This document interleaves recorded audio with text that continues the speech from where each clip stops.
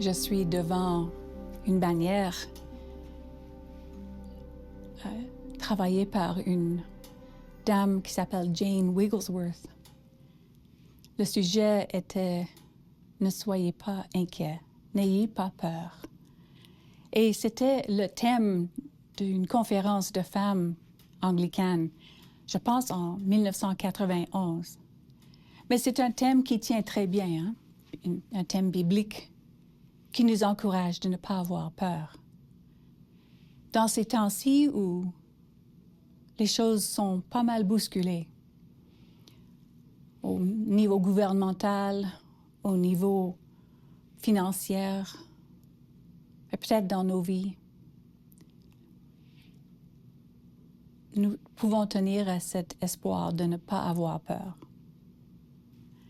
C'est un bon thème qui tient toujours, on l'entend souvent dans différentes parties de la Bible, et on l'entend autour de la célébration de Pâques.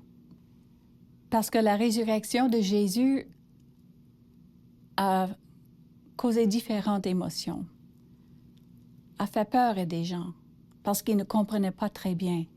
Jésus, pourtant, les avait avertis ce qui allait se passer, mais ils n'ont pas compris quand ça s'est passé. Alors, le dimanche matin, très tôt, les femmes se rendent au tombeau pour mettre de l'huile, des huiles et des épices autour du corps de Jésus. Mais son corps n'est pas là. Ce qui reste seulement, c'est le linge qui l'entourait. Et 2 anges apparaissent en leur disant « Pourquoi est-ce que vous cherchez le vivant parmi les morts? Il n'est pas ici. Il est ressuscité comme il vous avait dit qu'il allait être ressuscité et il va devant vous en Galilée. Alors allez dire à vos frères ce qui s'est passé. » Et les femmes se sauvent tout de suite pour se rendre, raconter l'histoire à leurs frères. Et les frères pensent que ça n'a pas de sens ce que ces femmes disent. Mais Pierre, il est curieux, donc il se rend au tombeau et il voit le tombeau vide et il dit « Ah, c'est possible? » Il est émerveillé. Est-ce possible que Dieu a fait ceci? Ça, c'est le chapitre 24 de Luc.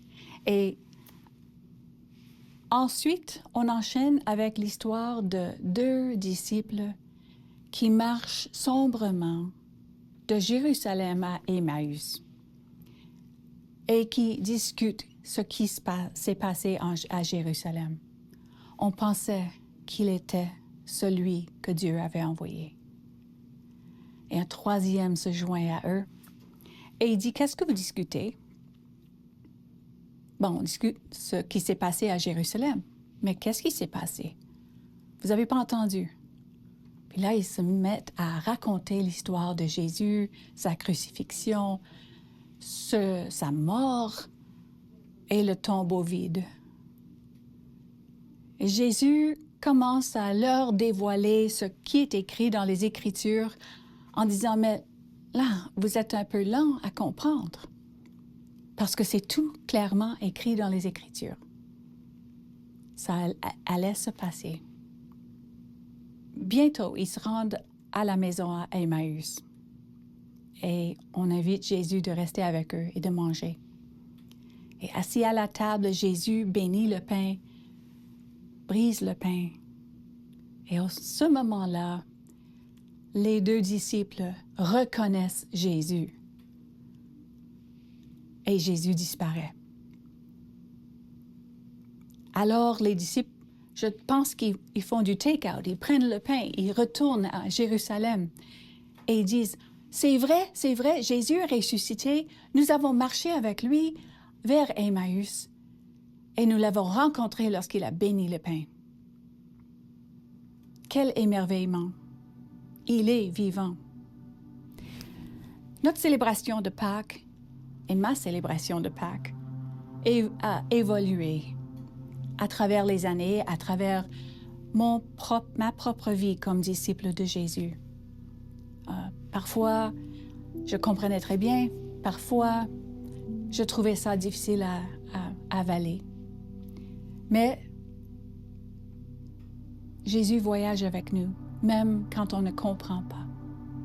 Et il se rend près de nous, et des fois, on le reconnaît. Parce que ces deux disciples qui marchaient se sont dit, lorsqu'il nous parlait, lorsqu'il nous expliquait des Écritures, nos cœurs brûlaient de joie.